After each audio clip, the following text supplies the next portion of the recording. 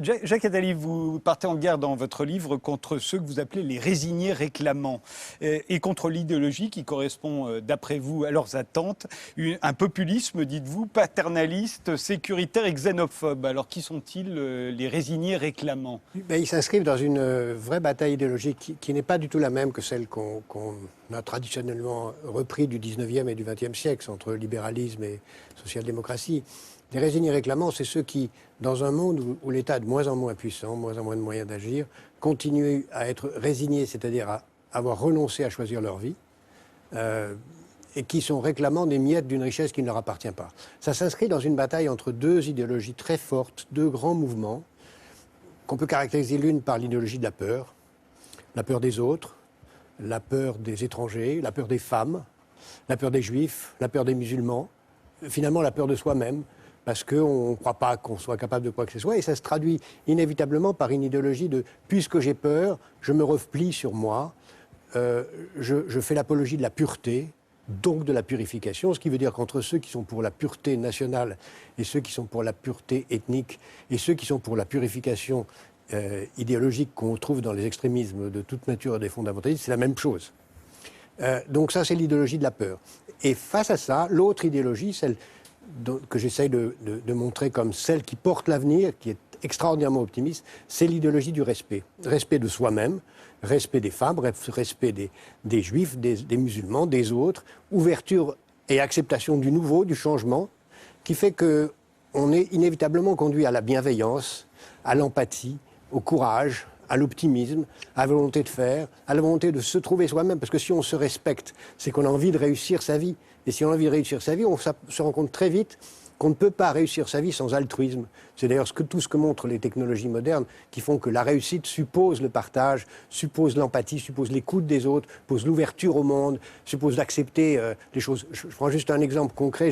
J'étais avant-hier à Mulhouse, dans un des bureaux de l'organisation que je préside, Planète Finance. J'ai vu des jeunes qui se trouvaient des communautés dites étrangères, à qui on a simplement tendu la main et donné la chance, en les coachant, de leur permettre de réussir leur métier.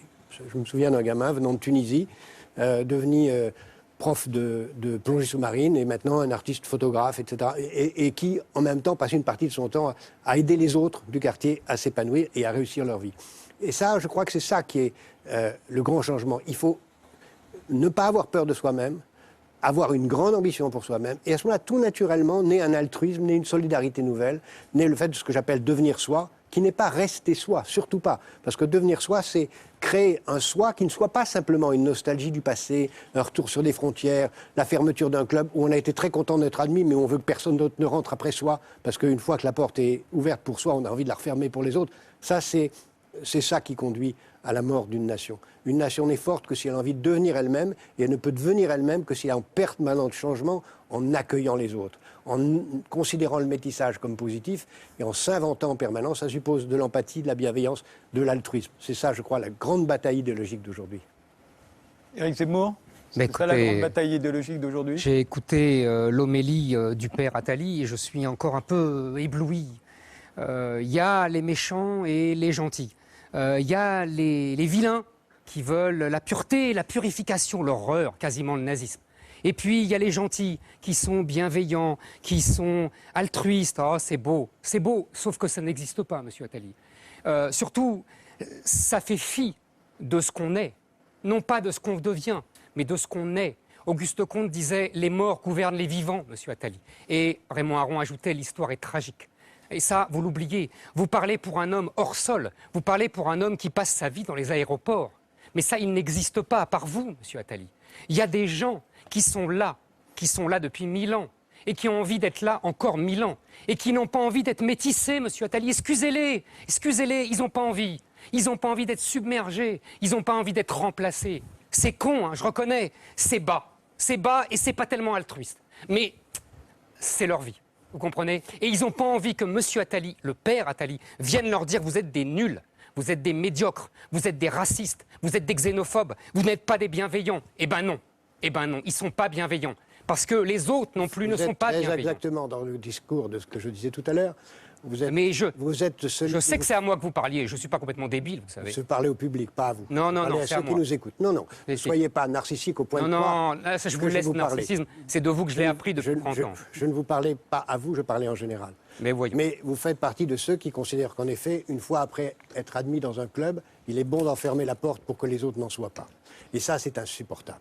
Monsieur Attali, la France n'est pas un club. Mais c'est vous qui le traitez ainsi. C'est une nation. C'est Mais une c'est nation vous qui le traitez millénaire. ainsi, monsieur. Non, monsieur. C'est vous qui le traitez Non, ainsi. monsieur Attali. Mais si, c'est vous on qui s'agrège au peuple français ou on ne s'agrège pas. Mais c'est pas un club. Ah, déjà, c'est plus ouvert. Vous n'êtes plus en train de dire qu'il faut se fermer. Vous avez déjà. Mais est-ce que j'ai dit qu'il faut se fermer? Bien C'est sûr. vous qui caricaturez. C'est vous qui l'avez dit il y a une seconde. Pas du tout. Pas du tout. Simplement, vous savez, vous avez lu Renan comme moi.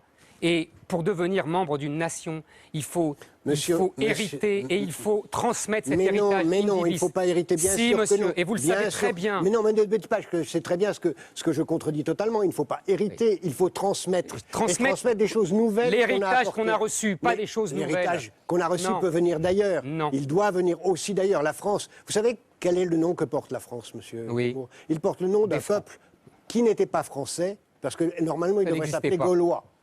Le peuple d'origine est gaulois. Les Francs sont des envahisseurs. C'est d'ailleurs le vrai de tous les peuples européens. Les Anglais portent le nom d'un peuple qui vient d'Allemagne. Les Russes portent le nom d'un peuple qui vient de Scandinavie. Les Allemands portent le nom d'un peuple qui vient d'ailleurs. Et les Italiens portent le nom, etc. etc. Et alors ça veut dire que toutes les nations sont faites de mélanges. Et la richesse d'une nation, c'est les mélanges. Ce n'est pas de transmettre un héritage qui, quand on le voit trop petit, devient dérisoire. Ah, parce que vous trouvez que l'héritage de la France est petit, monsieur Attali? Je pense que l'héritage dont vous parlez, tout à fait minuscule, il n'est pas minuscule.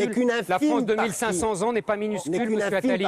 Et il faut justement vouloir reprendre l'héritage. Vouloir se sentir français, ça veut dire devenir prendre l'arbre généalogique des Français. Nous ne parlons pas du même discours. Mais nous ne parlons pas du même sujet. Je parle exactement de la même chose. Le sujet n'est pas celui-là. Si, c'est celui-là. Non, le sujet n'est pas celui-là. Le sujet, dans l'idéologie d'aujourd'hui, dans la bataille idéologique d'aujourd'hui, c'est est-ce qu'on va s'enfermer dans un discours fermé sur qu'est-ce qu'on est en étant simplement l'héritier de quelque chose, ou est-ce qu'on va se demander si on a une occasion d'être soi-même, de réussir sa vie, de faire de sa vie quelque chose de différent des autres, de se retourner derrière soi et dire j'ai fait quelque chose de personnel, j'ai apporté au monde quelque chose qui me soit propre. Et tout ce qui se passe aujourd'hui dans le monde nous donne cette chance. Moi je le vois en me promenant, non pas de façon idéologique, dans le monde entier, avoir des gens très pauvres qui décident de se prendre en main, qui ne cherchent pas à obtenir un emploi mais qui le créent, qui ne cherchent pas à répéter des erreurs ou des réussites antérieures, mais qui essayent à rêver leur vie et à faire leur vie. Je le vois concrètement tous les jours dans tous les pays où je me promène.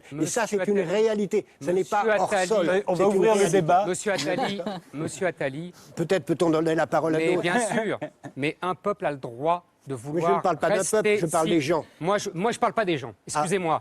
Je vous le dis, je ne parle pas de gens hors sol, moi. Je ne parle pas de gens qui tombent comme ça du ciel. Mais pourquoi vous parlez d'hors sol? Je parle des gens qui sont pas hors sol. Parce que vous parlez de gens hors sol. Non, non, monsieur Zemmour, vous croyez pas du tout. qu'un individu envoie un autre, qu'il n'a pas besoin d'avoir la même histoire. Tout individu est différent de l'autre et a besoin de se réaliser. Respecter les autres, ce n'est pas les confondre avec une masse informe, même si vous les confondez avec la nation. On a bien compris ce qui vous sépare.